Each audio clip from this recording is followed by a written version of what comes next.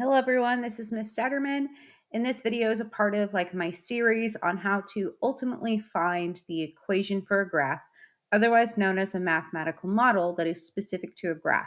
Some of those steps include finding slope, and this video is going to address the issues that some students run into where they're trying to find spots along the graph for them to get for calculating slope. If you take a look at this graph, it originally is right here. Let me erase my little line that I have. This graph right here, if I try to connect these dots, wouldn't actually make a perfect straight line. It looks pretty straight, but if you look down here, it actually has a perfectly straight line, but some of these data points don't really fall perfectly on the line. It's because what they did here was that they drew a line of best fit. And when you draw a line of best fit, it matches the trend that you see on the data. And lines of best fit are really useful so that we can calculate slope and then use it for y equals mx plus b to make an equation. And with y equals mx plus b, it has to be a straight line.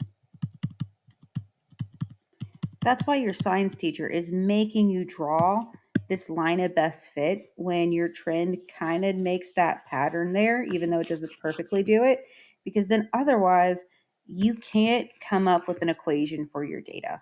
You need a straight line. Y equals mx plus b only works with straight lines. Some of the other types of equations that you might know are things like the quadratic equation, and that's when your graphs make U's. But when we have a straight line, it's way easier to deal with, and it's way easier to make an equation for because you know y equals mx plus b. So now that we know why there's a line of best fit, let's go into how to pick these points along the graph. And I see a bunch of grid lines. We got grid lines, and the grid lines can be used to form these T shapes.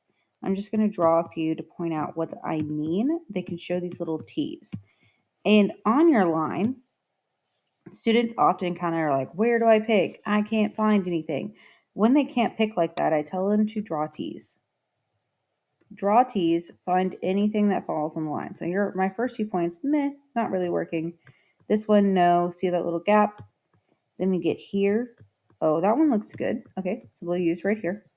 Then keep going. Keep drawing your little T's. Still not finding anything here. Not yet. And eventually you're going to get to it where it would actually be right here is the next closest thing that we've got. So we're going to use these two as our points. Then from there, you can calculate rise over run.